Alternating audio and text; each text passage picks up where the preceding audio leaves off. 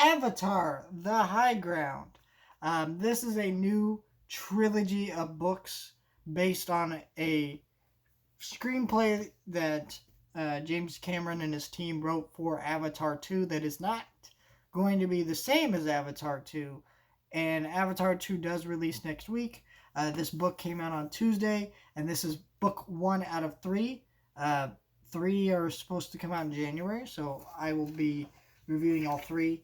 And I was very much anticipating these books. I had read the previous 2 Avatar comics, and I reviewed them on my second channel, Chan's Movie Vlog channel. And I was disappointed with these books, or this book. And I think why is the price point with this. This is a nice cover. Let's see if I can get a better light on in here. Give me 1 second. Always hate that with this videos. There we go. But this is a nice cover. Look how nice that looks. You know, I do think the Na'vis look cool on it. And the art in this book is, good. It's not some of the best I've ever seen, but it does really capture the world and uniqueness. Though, honestly, too much grays in this book. Not enough color. I think that's the thing. Like, Navi's world is so colorful at certain points, and there's not enough color in this book. So there's actually an Avatar comic that came out. This one right here,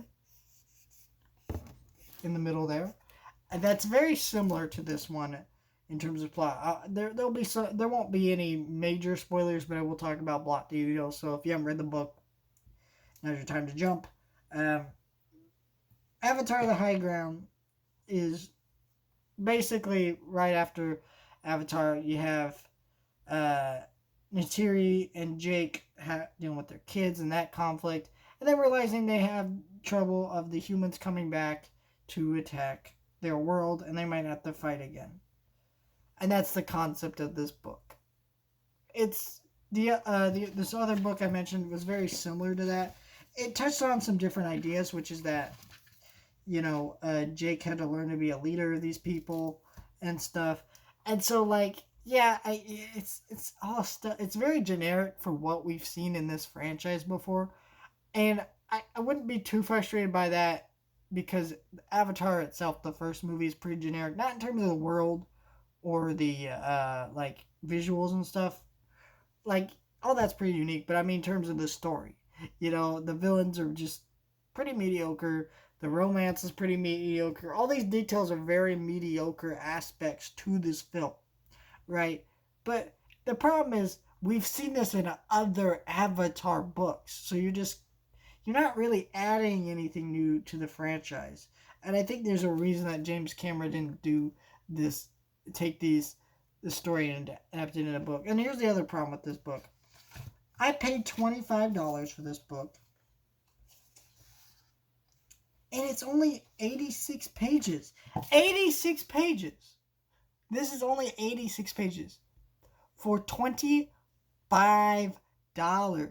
Now, in Constellation, my other 2 Avatar comics, they were paperbacks, but I paid about $18 and $20, and they're about the same amount of pages, if not a little bit more, and they were cheaper. And so I read this book and I go, there's not enough content here to really have these books be separated. It does hurt the story pacing wise, because what you're dealing with is you already know how the story is going to play out. I'm still going to read the whole trilogy, but I have a lot of issues with this book because it's not an awful book. If you want to read and understand more of it, also the way they've kind of turned this more into a prequel to the new Avatar film is nice, because it wasn't going to be a sequel or to the first Avatar, but now they made it a prequel stuff. That's neat and that's cool, but I don't really see how much it adds to that film. It doesn't really add a lot to the series, and I was just disappointed with that because I thought, this being as high profile as a release as it was from Dark Horse, I thought they would try to makes it special in some way. It just isn't. And I would, if honestly, I would wait for this to go down in price, or even just wait until they make a big omnibus of all three books, because you know that's gonna happen at some point.